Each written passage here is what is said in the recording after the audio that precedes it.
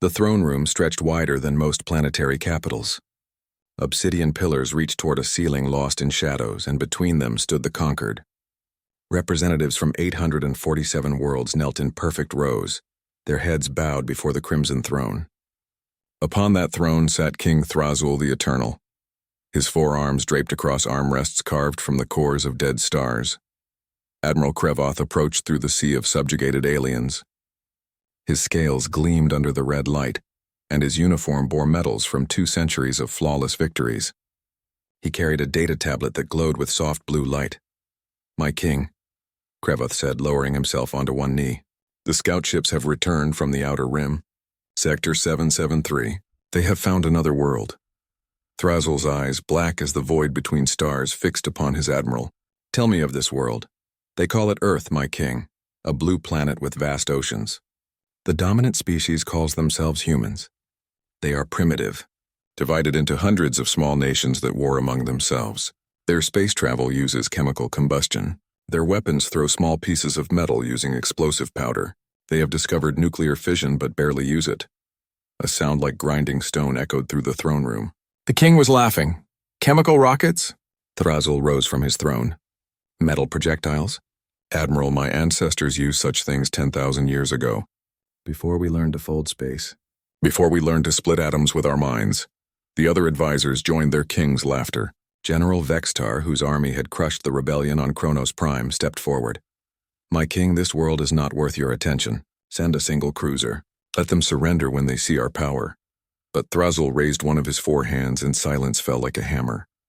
"No," the king said. "This Earth will serve as a lesson. I will send the royal fleet, 10,000 warships. I want every species in this galaxy to see what happens to primitives who dare to exist in space that belongs to the Zalkarian Empire." Admiral Krevoth stood. "My king, the royal fleet has never been fully deployed for a single world. Surely 500 ships would be enough to—" 10,000, Thrazul repeated. His voice carried the weight of absolute authority. "I want their surrender to be remembered for 10,000 generations. I want their children's children to tell stories of the day the sky turned red with Zalkarian ships. This Earth will fall in 3 solar cycles, not 1 day more." Krevoth bowed again. "As you command, my king. The royal fleet will depart within the week." The king returned to his throne. "Bring me their leaders in chains. Bring me their most beautiful cities in ruins. Show me their strongest warriors broken. Then we will strip their planet of everything valuable and move on, just as we always have." 20 light-years away on a small blue planet, life continued as it always had. In New York, people rushed to work through crowded streets. In Tokyo, trains ran with perfect precision. In Paris, lovers walked along the Seine. In Mumbai, markets buzzed with a million conversations. Humanity lived in ignorance of the doom approaching from the stars. But in a small facility in New Mexico, a radio telescope picked up something strange. Dr. Sarah Chen stared at her screen, watching the data scroll past. Her coffee grew cold in her hand. "That's impossible," she whispered. Her colleague, Dr. James Park, rolled his chair over to her station. "What's impossible?" "These readings. I'm picking up massive energy signatures. Thousands of them. Moving in formation, coming from outside the solar system." She pointed at the screen. "Jim, these aren't asteroids. These aren't comets. These are ships." James laughed nervously. "Ships, Sarah, that's crazy. We'd know if there were aliens." "SETI would have picked up their signals years ago." "SETI listens for radio waves," Sarah said. Her voice was shaking now. "These things aren't using radio. They're using something else entirely. Some kind of energy field we've never seen before." She ran the calculations again. "At their current speed, they'll reach Earth in 6 days. 6 days? James grabbed the phone on the desk. "I'm calling the director. We need to alert NASA, the military, everyone." Within 3 hours, every major telescope on Earth confirmed the readings. Within 6 hours, world leaders were in emergency sessions. Within 12 hours, the news broke to the public. Panic spread like wildfire. Some people prayed. Some people rioted. Some people simply sat with their families and waited. In the underground command center of NORAD, deep beneath Cheyenne Mountain, General Margaret Hayes watched the situation unfold on a dozen screens. Each screen showed a different country's response. Russia was mobilizing its military. China was evacuating coastal cities. The European Union was broadcasting messages of peace toward the incoming fleet. "General," a young officer said. His name tag read Lieutenant Cooper. He was barely 25 years old. "NASA reports the fleet will be in Earth orbit in 48 hours. Our satellites have gotten better images now. Ma'am, there are 10,000 ships. The smallest ones are twice the size of our largest aircraft carriers." General Hayes felt the weight of every decision she'd ever made pressing down on her shoulders. In 2 days, humanity would face its greatest test. They had no shields, no energy weapons, no faster-than-light travel. They had fighter jets, missiles, and nuclear bombs. Toys compared to what was coming. "What are your orders, General?" Lieutenant Cooper asked. Hayes thought of her daughter, thought of every child on Earth who deserved a future, thought of every soldier who would be asked to fight an impossible fight. "Send a message to all military bases worldwide," Hayes said. "Full mobilization. Every ship, every plane, every tank. Move our nuclear submarines into position. Hide them deep. Evacuate all civilian centers near military installations." She paused. "And send one more message to that fleet." "What should it say, General?" Hayes smiled, but there was no humor in it. "Tell them humanity is not interested in their surrender demands. Tell them if they want Earth, they'll have to take it from our cold, dead hands." Lieutenant Cooper stared at her. "Ma'am, that's a declaration of war against an enemy that can cross the stars." "They already declared war when they came here, son," Hayes said. "We're just letting them know we got the message." As the young officer walked away to send the message, he muttered something under his breath. General Hayes heard it clearly. They have no idea who they're messing with. In the darkness of space, the Royal Fleet advanced. 10,000 ships of death, carrying the weight of an empire that had never known defeat. In 3 days, they would reach Earth. In 3 days, King Thrasil expected to add world number 848 to his empire. Neither the king nor his admiral could have imagined they were sailing toward their worst nightmare. The sky above Sydney turned red. 10,000 ships blocked out the sun, casting Earth into an artificial twilight. Each vessel was a masterpiece of Zalcarian engineering, their hulls reflecting the light of distant stars. The smallest frigate dwarfed the largest human building. The flagship, Admiral Krevoth's personal command ship, was the size of Manhattan. Every screen on Earth showed the same broadcast. The transmission came in every human language simultaneously. Admiral Krevoth's face filled billions of screens, his reptilian features cold and certain. "Humans of Earth," the translation device rendered his words perfectly. "I am Admiral Krevoth of the Zalcarian Royal Fleet. Your world now belongs to King Thrasil the Eternal. You have witnessed the might of our armada. Resistance is impossible. You have 1 solar rotation to surrender. Transmit your acceptance on all frequencies. Your leaders will be brought before the king. Your weapons will be destroyed. Your resources will serve the Empire. Comply, and your species will be allowed to exist as servants. Resist, and you will be erased." The transmission ended. For 3 seconds, every radio frequency on Earth went silent. Then from NORAD headquarters, a response was broadcast on every channel the Zalcarian fleet was monitoring. 2 words in plain English: "Come. Take." Admiral Krevoth stood on the bridge of his flagship, surrounded by his command staff. For a moment, he simply stared at the translation of humanity's response. "They refuse?" General Vextar said from beside him. "Admiral, they have no shields, no energy weapons. They cannot even leave their own star system efficiently. This is madness." "Then we will cure them of their madness," Krevoth said. He turned to his weapons officer. "Begin orbital bombardment. Target their military installations. Show them the cost of defiance." Blue beams of pure energy lanced down from orbit. The first strike hit Peterson Air Force Base in Colorado. The base vanished in a flash of light, leaving only a crater of molten glass. Andrews Air Force Base in Maryland was next. Then RAF Mildenhall in England, Ramstein in Germany, Yokota in Japan. In 3 minutes, the Zalcarians destroyed 50 of Earth's most important military bases. Krevoth expected to see surrender messages flooding in. Instead, he saw something that confused him. The bases had been empty. "Admiral," his intelligence officer reported, "scans show minimal casualties. The humans evacuated their personnel before we fired. They knew we would target military installations," Krevoth said slowly. "They moved their forces where? Our scans cannot penetrate deep underground, Admiral. They may have dug fortifications." Krevoth felt the first whisper of doubt, but he crushed it immediately. "No matter. Send the ground forces. Begin with their most isolated continent. The one they call Australia. 500 landing craft. Secure the population centers. If they hide underground, we will dig them out. The landing began at dawn. Zalcarian dropships descended on Melbourne, Sydney, and Brisbane. The aliens emerged in their powered armor, weapons charged, expecting crowds of panicking civilians. Instead, they found empty cities, and then the shooting started. Sniper fire came from 100 buildings. The rounds were primitive by Zalcarian standards, but the humans had learned something already. They aimed for the joints in the alien armor, the weak points. The seams, contact, a Zalcarian squad leader shouted into his comm. Taking fire from multiple positions. Enemies are using concealment and ambush tactics. More reports flooded in. In Sydney, a Zalcarian patrol triggered a massive explosion that brought down an entire building on top of them.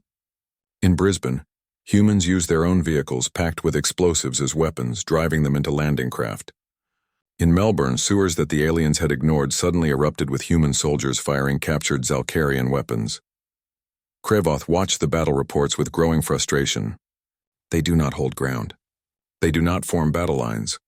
They attack and retreat. Attack and retreat. This is not how civilized species wage war. They are not civilized, Admiral, Vextar said. They are animals. Desperate animals. Then we will hunt them like animals, Krevoth ordered. Send air support. Drive them into the open. Zalcarian fighters screamed across the Australian sky. They were faster than anything humans had built. Their weapons were more powerful. Their pilots had trained for decades. They should have dominated the skies completely, but the humans were learning fast. Captain Jake Morrison flew his F-35 through a canyon in the Australian outback. His radar screamed warnings at him. 3 Zalcarian fighters were on his tail. His missiles were gone. His ammunition was nearly depleted. Alarms blared in his cockpit. He was going to die. Eagle 7 to all units, Jake said into his radio. His voice was calm despite the fear. I'm going to try something stupid. He pulled his fighter into a steep climb directly toward the lead enemy fighter. The alien pilot, assuming the human was trying to escape, followed. Jake pushed his throttle to maximum. The distance closed. 500 meters. 300. 100 at the last second. Jake ejected. His seat rocketed away from the doomed aircraft. The F-35, still traveling at supersonic speed, slammed directly into the Zalcarian fighter. Both craft exploded in a ball of fire. Jake's parachute deployed. As he drifted down toward the red desert below, he watched the 2 remaining alien fighters circle in confusion.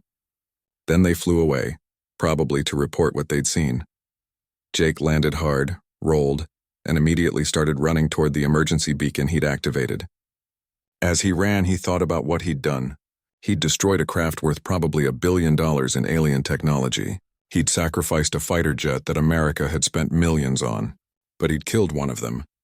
He'd shown them that humans would not go quietly. When he reached the extraction point 3 hours later, he found a news crew waiting with the rescue helicopter. The reporter shoved a microphone in his face. Captain Morrison, you just sacrificed yourself to destroy an alien fighter. What do you want to say to the people watching? Jake looked directly into the camera. Behind him, smoke still rose from a dozen battle sites across Australia. Above him, the alien fleet still blocked out the sun. I want to say to everyone out there, keep fighting. Use anything you can. Fight smart. Fight mean. Fight dirty. They might have better ships, but we have something they don't.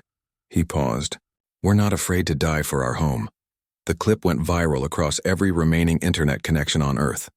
Within hours, it was being broadcast on underground radio stations.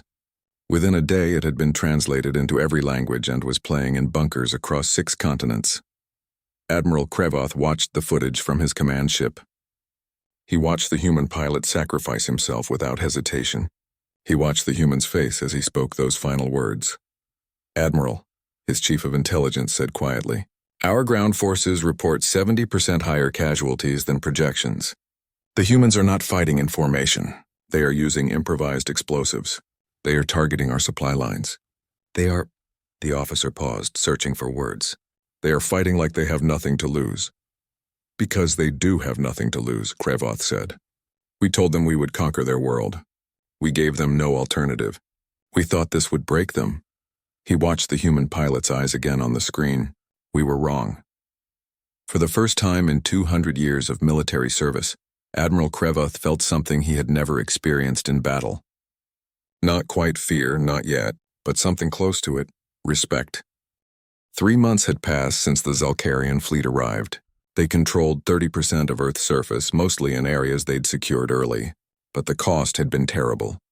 Admiral Krevoth stared at casualty reports that should have been impossible. 400,000 Zalkarian soldiers dead or missing, 200 ships damaged, 37 ships destroyed completely, against primitives who fought with chemical weapons and metal bullets. How? He asked the empty air of his private quarters. How are they doing this? The answer came in pieces, from scattered reports across the globe. In Tokyo, a resistance cell had managed something incredible. They'd ambushed a small Zalkarian transport ship during a supply run. Instead of destroying it, they'd disabled it, captured it. Then they'd dragged it underground before orbital support could arrive. Dr. Yuki Tanaka led the science team that examined the prize. She was a physicist who'd been working on theoretical energy shields when the invasion began. Now she stood inside a hidden facility beneath the city, staring at alien technology that was 300 years beyond anything humanity had created. "We can't build this," one of her assistants said. "The materials alone are impossible. The power requirements are insane." "We don't need to build it," Yuki said. She ran her hand along the ship's shield generator. "We just need to understand it. Find its weaknesses, find its frequencies." She smiled. "Find out how to break it." It took them 2 weeks, working around the clock, dissecting every component, running thousands of tests. Finally, they found it. The shield operated on a specific energy frequency. If you matched that frequency exactly, you could disrupt the shield. Not destroy it, not permanently, but disrupt it long enough for conventional weapons to penetrate. Yuki transmitted the data to every resistance cell on Earth, to every military unit still fighting, to every group of survivors huddled in bunkers with weapons they'd salvaged from the dead. The frequency spread like wildfire. In the Amazon rainforest, Colonel Maria Santos received the transmission on a battered radio. She commanded 300 soldiers, a mix of Brazilian military, American Special Forces, and British SAS, who'd been trapped in South America when the invasion began. They'd been fighting a guerrilla war for 3 months, using the jungle itself as their greatest weapon. Now they had something better. "We can crack their shields," she told her command staff. "We can hurt them. How do we use this?" Her second-in-command asked. "We don't have the equipment to generate the frequency." Maria picked up a captured Zalkarian communicator. "We use theirs. These communicators operate on multiple frequencies for different functions. According to the data Tokyo sent us, we can modify them to broadcast the shield disruption frequency." She smiled. "And I know exactly how to test it." 3 days later, a Zalkarian battalion marched into the jungle near Manaus. They'd been sent to clear out reported resistance activity. They moved in formation, their shields active, their weapons ready. They'd learned to be cautious. The humans were tricky, but they were still just humans. The ambush came from all sides at once. But this time something was different. The first shots hit the Zalkarian shields and bounced off as expected. Then suddenly every shield in the battalion flickered and died for exactly 3 seconds. 3 seconds was enough. The jungle erupted with gunfire. Rifle rounds, machine gun fire, and rocket-propelled grenades struck unprotected aliens. The Zalkarians tried to return fire, but their shields kept flickering on and off in sync with some invisible signal they couldn't locate. In 30 seconds, half the battalion was dead. The survivors retreated in confusion. It was the first time a Zalkarian ground force had been forced to retreat since the invasion began. Maria watched them run. "Send the data everywhere. Tell them it works. Tell them we can fight back now." The news spread faster than the Zalkarians could contain it. Suddenly, human forces across the globe were adapting. They built improvised devices using captured alien technology. They modified their weapons. They learned to time their attacks with the shield disruptions. The tide was beginning to turn. Admiral Krevoth received reports from dozens of battle sites. His forces were still winning most engagements, but the humans were learning, adapting, using Zalkarian technology against its creators. "This should not be possible," Vextar said. "Our technology should be incomprehensible to them. It should take them decades to understand even the most basic components. Clearly we underestimated them," Krevoth said. "Again." The next blow came from an unexpected direction. A group of human hackers working from a bunker beneath Shanghai had been analyzing captured Zalcarian communication systems. They'd discovered something interesting. The aliens used quantum encryption, but it had a flaw. A backdoor built into the system, probably for the Zalcarian intelligence services to monitor their own military. The hackers exploited it. One night, they broke into the fleet's communication network. They couldn't access weapon systems or ship controls. Those were isolated, but they could access navigation data, deployment schedules, and supply routes. They found the location of Admiral Krevoth's command ship. The information reached General Hayes at NORAD within an hour. She stared at the data on her screen. The command ship. The brain of the entire invasion force. Coordinates, orbital position, defensive screen patterns. Everything they needed for a strike. Can we reach it? She asked her staff.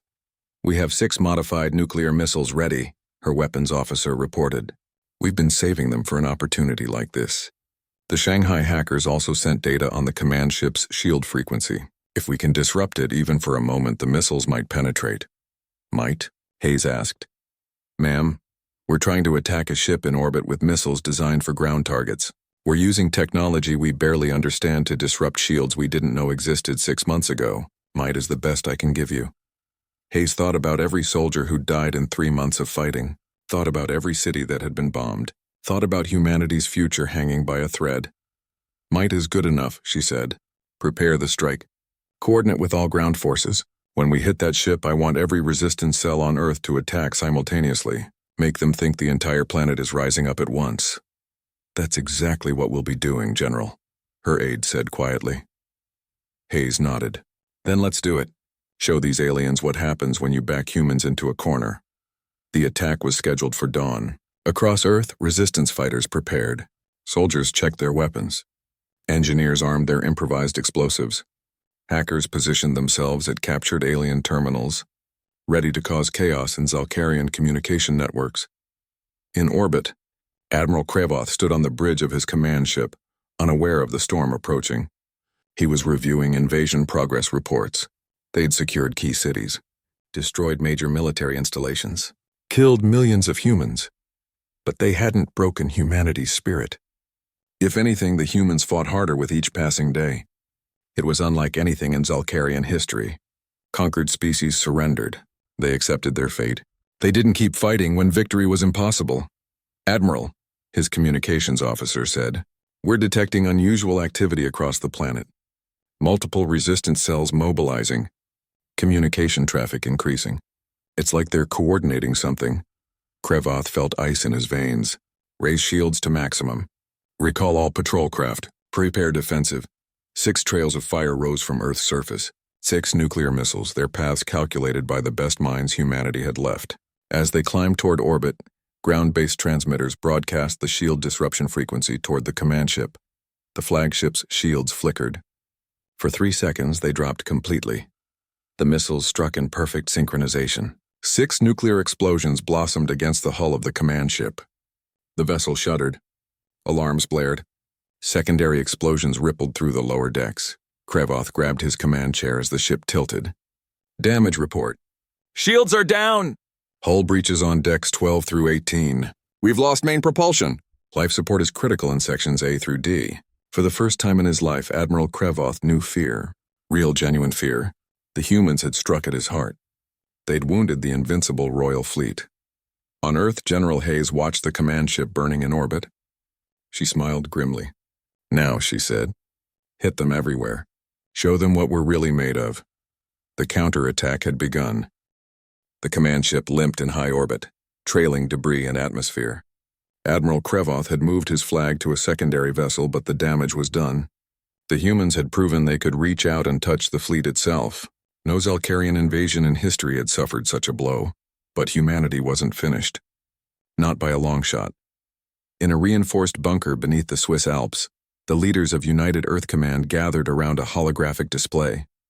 General Hayes stood at the head of the table, surrounded by military commanders from every nation that still had forces in the field.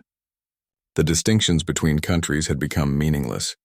There was no America, no China, no Russia anymore. There was only Earth. The strike on the command ship was just the beginning, Hayes said. We've been playing defense for 3 months.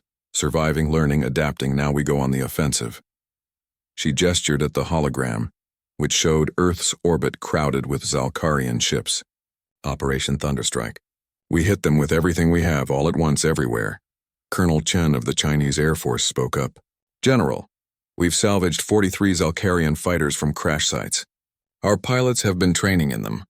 They're faster than anything we built, more maneuverable, and now that we understand their shield frequencies, we can penetrate their defenses. Good, Hayes said. Those fighters will be our spearhead. What else? We've modified 72 of our own spacecraft, added Commander Petrov from the Russian Space Agency. Cargo shuttles mostly.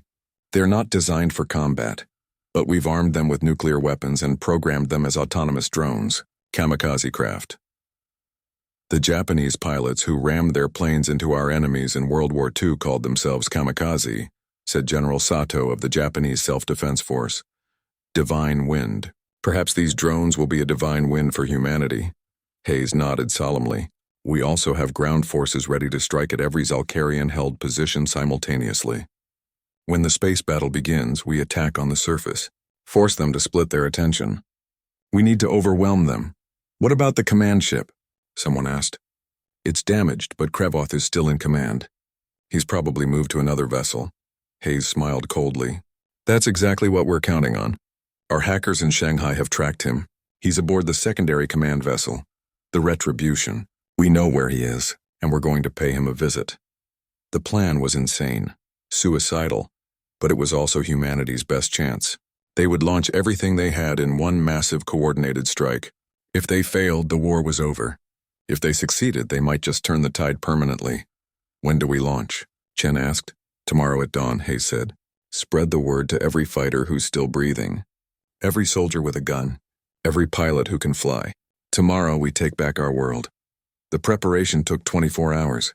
Across the globe, human forces moved into position. Pilots climbed into salvaged alien fighters, their hands shaking with adrenaline. Engineers armed the kamikaze drones with enough nuclear firepower to crack open a moon. Ground forces loaded their weapons with a mix of human ammunition and captured alien energy cells. Captain Jake Morrison, the pilot who'd sacrificed his F-35 3 months ago, sat in the cockpit of a captured Zalkarian fighter. It had taken him weeks to learn the alien controls, but now they felt natural, almost. He was part of a 43-fighter squadron, all human pilots flying alien craft. Eagle Squadron, this is command, the radio crackled. Operation Thunderstrike is go. Launch in 60 seconds. Your target is the defensive screen around the Retribution. Punch a hole. The kamikazes will follow. Good hunting. Jake checked his weapons.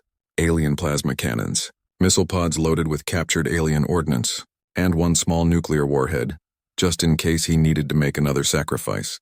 He hoped it wouldn't come to that. But he'd made peace with death months ago. Eagle Squadron, form up, he said into the comm. Let's show these aliens they picked the wrong planet. The fighters launched from hidden bases across Earth. They climbed toward orbit in formation, their captured alien engines burning bright. The Zalkarian fleet detected them immediately. Admiral, the Retribution sensor officer reported, we're detecting 40-plus fighters approaching. They're using our own technology. Human pilots. Krevoth stood on the bridge, his posture rigid. The past 3 months had aged him. Deploy interceptors. I want those fighters destroyed before they reach us. Zalkarian fighters scrambled to meet the threat. The space above Earth erupted into chaos.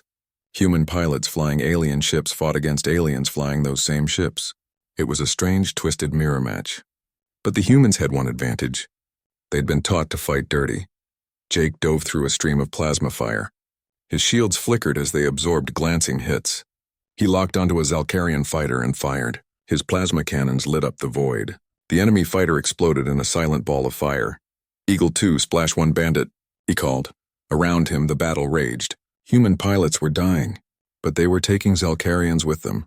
For every human fighter destroyed, 2 alien craft fell. Eagle Squadron, this is command, the radio called.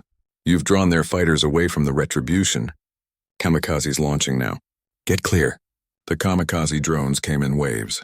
72 converted spacecraft, each loaded with enough nuclear weapons to level a city. They were slow, clumsy, but there were so many of them. and the Zalcarians had sent their fighters to deal with Jake's squadron. The drones crashed into the defensive screen around the Retribution like a hammer. Nuclear fire bloomed in the black. Shields overloaded. Ships closest to the command vessel were vaporized. The Retribution itself rocked from the impacts. Hull breaches on multiple decks. Someone screamed on Krevoth's bridge. Shields at 20%. We need to retreat. Retreat to where? Krevoth shouted. This is our command position. If we abandon it, the entire fleet loses coordination. That's when the boarding parties struck. 3 salvaged Zalcarian transport ships piloted by human special forces slammed through the weakened shields and crashed directly into the Retribution's docking bays. The ships were essentially flying wrecks barely holding together, but they didn't need to fly anymore. They just needed to deliver their cargo. 300 human soldiers poured into the Retribution. Marines, special forces, soldiers from a dozen nations who'd volunteered for what everyone knew was a one-way trip. They carried shotguns, assault rifles, and captured alien weapons. They wore whatever armor they could scavenge, and they were angry. 3 months of watching their world burn. 3 months of losing friends. 3 months of fighting an enemy that had thought humanity would roll over and surrender. They stormed through the ship's corridors like an avalanche. The Zalcarians had shields and energy weapons. The humans had rage and shotguns. In the tight corridors of the ship, technology mattered less than fury. Sergeant Mike Rodriguez led his squad through Deck 12. They'd been fighting for 20 minutes, clearing room by room. The Zalcarians were skilled soldiers, but they weren't ready for humans who fought like demons. Contact front, someone yelled. A squad of Zalcarians in heavy armor emerged from a corridor. Their plasma rifles charged. Grenades, Rodriguez shouted. His squad threw everything they had. Human fragmentation grenades mixed with captured alien plasma charges. The corridor erupted in fire and shrapnel. When the smoke cleared, the Zalcarians were down. Keep moving, Rodriguez ordered. The Admiral is on the command deck. That's where we're going. Admiral Krevoth heard the explosions getting closer. His security forces were fighting, but they were being pushed back. These humans were fighting in ways no species in Zalcarian history had fought. Without formation, without discipline, just pure aggression and determination. Seal the bridge, he ordered. All security forces fall back to this position. But it was too late. A massive explosion blew the bridge doors off their hinges. Smoke poured in. Through it came humans in battered armor, their weapons raised. Rodriguez was the first through the door. He swept the bridge with his rifle, targeting any alien that moved. His squad followed. In seconds, they had the bridge secured. Admiral Krevoth stood in the center of the chaos, his personal shield still active. Rodriguez walked toward him slowly. You can't win, Krevoth said. His translator rendered the words perfectly. Even if you kill me, the Empire will send another fleet. A larger fleet. You are one world. We are 847. Rodriguez raised his rifle. The barrel was aimed directly at the Admiral's head. Maybe we can't win, he said. But we'll make you bleed for every inch. We'll make you pay for every city you bombed. And when you send that next fleet, they'll remember what happened here. They'll remember Earth. He stepped closer. You should have stayed home, Admiral. He pulled the trigger. On Earth's surface, coordinated attacks erupted at every Zalcarian position. With the fleet in chaos and the command structure in disarray, ground forces were vulnerable. Human soldiers emerged from bunkers and sewers and hidden bases. They attacked with everything they had. In Berlin, human fighters overran a Zalcarian supply depot. In Cairo, resistance cells ambushed a convoy carrying alien wounded. In Mumbai, civilians attacked a landing zone with improvised explosives. The Zalcarians tried to coordinate a response, but without the Retribution's command systems, the fleet was disorganized. Ships collided trying to redeploy. Communication became a mess of contradictory orders. Chaos spread through the invasion force like a virus. General Hayes watched it all from her command center. The battle was far from over. But for the first time in 3 months, humanity wasn't just surviving. They were winning. Get me a comm line to the Zalcarian fleet, she ordered. All frequencies. I want every alien in orbit to hear this. When the channel opened, Hayes spoke calmly and clearly. This is General Margaret Hayes of United Earth Command.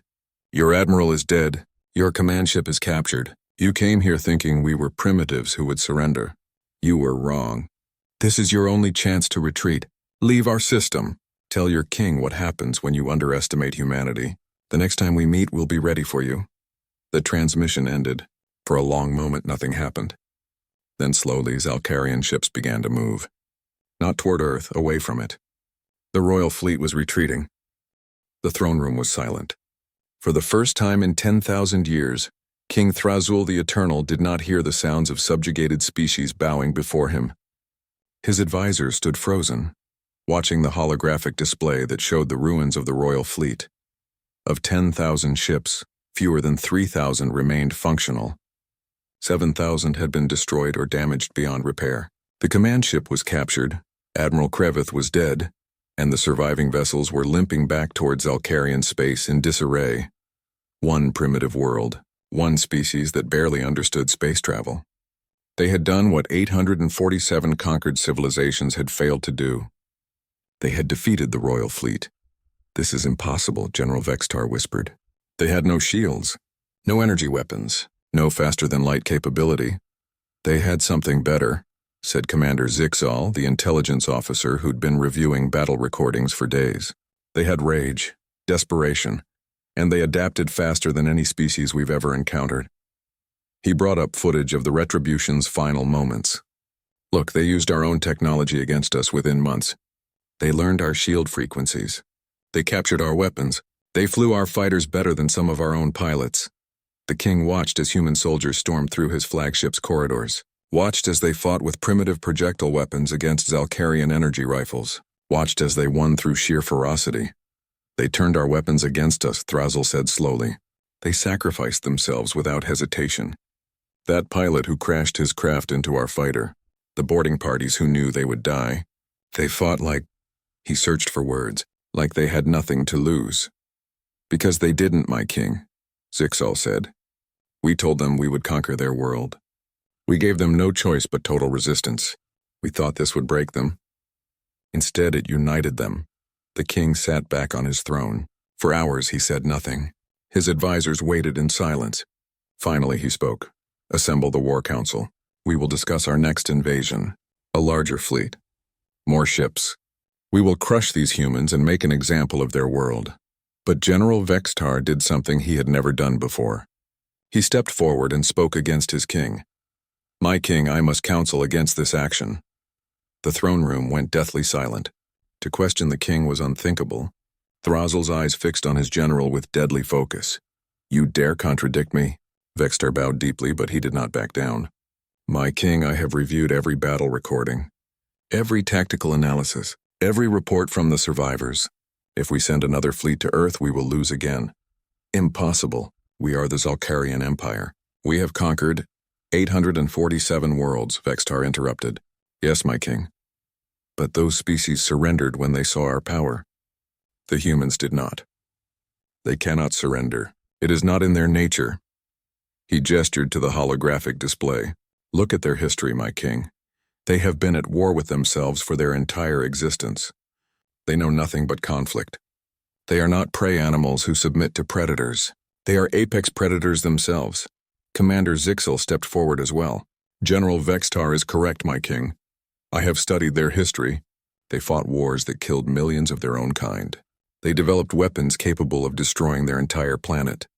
They have a saying, 'Give me liberty or give me death.' They would rather die than submit." "Then we will grant them death," Thrazul said coldly. "And how many Zalcarian lives will that cost?" Vextar asked. "We lost 7,000 ships to one world. One world, my king. If we send another fleet, they will be ready for us. They have our technology now. They have our ships. They will have years to study them, reverse engineer them, improve upon them. Every day we give them is a day they become more dangerous." The king stood from his throne, his forearms spread wide in frustration. "Then what do you suggest? That the Zalcarian Empire retreat? That we accept defeat from primitives?" "I suggest we survive, my king," Vextar said quietly. "The Empire is not invincible. We have learned this the hard way. Earth has taught us that there are species we cannot conquer, not because of their technology, but because of their spirit." For a long moment, Thrazul stared at his general. Then slowly he sat back down. When he spoke again, his voice was tired, ancient. "How many ships would we need to be certain of victory?" Zixal pulled up calculations. Based on their rate of technological advancement and our casualty projections, we would need at least 30,000 ships. Perhaps 50,000 to be certain. And even then the cost would be enormous. Millions of Zalcarian lives, years of siege. We would have to sterilize the entire planet to prevent resistance. And if we commit that many ships to Earth, another advisor added, we leave our other holdings vulnerable. Word of Earth's victory has already spread. Some of our conquered worlds are showing signs of rebellion. If they see us pour all our resources into crushing one stubborn planet, they may rise up. The king was silent for a long time. Around him, his advisors waited. Finally, he spoke. Send an envoy to Earth under flag of truce. We will offer them terms. Terms, my king? Vextar asked. What kind of terms? Peace, Thrazul said. The word felt strange in his mouth. We will withdraw from their system. We will recognize their independence. In return, they will not expand beyond their star system for 100 years. We will establish a neutral zone. My king, the Empire has never offered peace to a conquered world. Earth was not conquered, the king said bitterly. That is the problem. The envoy arrived at Earth 2 months later. The Zalcarian ship approached slowly, broadcasting peaceful intentions on all frequencies. It was met by a fleet of human vessels, a mix of salvaged alien craft and newly built hybrids of human and Zalcarian technology. The humans had been busy. General Hayes met the Zalcarian ambassador in neutral territory, aboard a space station that humans had built from the wreckage of destroyed ships. The ambassador, an older Zalcarian named Thexil, approached with his guards left behind.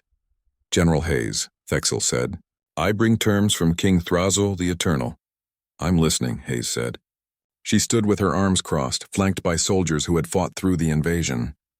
Jake Morrison was there, Maria Santos, Yuki Tanaka, survivors who had become legends. The king acknowledges that the conquest of Earth is impractical, Thexil said carefully. He offers peace. We will withdraw all remaining forces from your system. We will recognize your independence.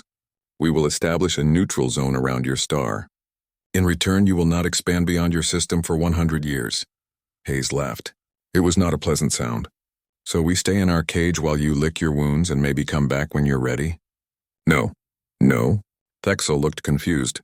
General, we are offering you survival. Your freedom. What more do you want? Reparations, Hayes said flatly.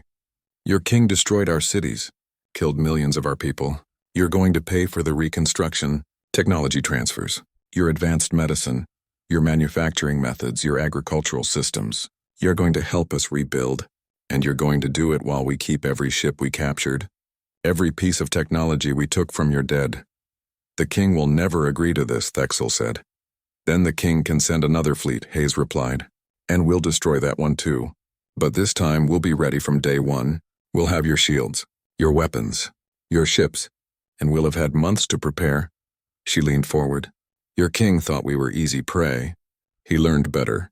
Don't make us teach him again. Thexil returned to his ship and transmitted Earth's terms to the king. The debate in the throne room lasted for days. Some advisors urged war, others urged acceptance.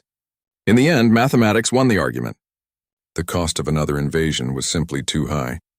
King Thrazul signed the treaty. The Zalcarian Empire would pay reparations to Earth for 20 years. They would provide technology and assistance. And most importantly, they would leave humanity alone. But the treaty had consequences the king did not foresee. Word spread through the empire. The conquered worlds heard that Earth had not only defeated the royal fleet, but had forced the king himself to pay tribute. Rebellions began, first on one world, then another, then a dozen. Within 5 years, the Zalcarian Empire had fractured into civil war. Within 20, it had collapsed entirely. Species that had been enslaved for centuries fought for their freedom, inspired by the humans who had said no to the mightiest empire in the galaxy. 50 years after the invasion, General Margaret Hayes stood in the memorial park built on the site of NORAD. She was old now, her hair white, her body failing. Around her, the ruins of Admiral Krevoth's flagship had been preserved as a monument. A massive plaque stood before it. The plaque read, "They came to conquer. We taught them to fear." Below that, in smaller letters, "In memory of the 12 million humans who died defending Earth. They fought not because victory was certain, but because surrender was unthinkable." Hayes looked up at the sky. 50 ships were in orbit, all human designs now. Earth had not remained isolated. They had expanded to 6 nearby star systems. They had made contact with former Zalcarian subjects and formed alliances. They had built a navy that made the old royal fleet look small. A young officer approached her. He wore the uniform of the Earth Stellar Navy, a service that hadn't existed before the invasion. "General Hayes, I'm Lieutenant Chen. My grandmother was Dr. Yuki Tanaka. She told me to thank you if I ever met you." Hayes smiled. "Thank me? For what?" "For not surrendering," Chen said simply. "For showing us that we could fight back.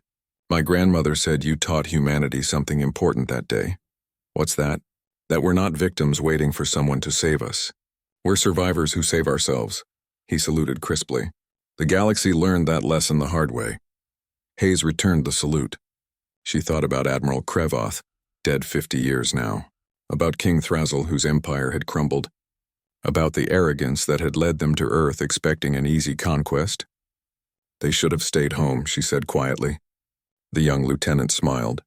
"Ma'am, if they had stayed home, we'd never have learned what we're capable of. We'd still be divided, fighting ourselves.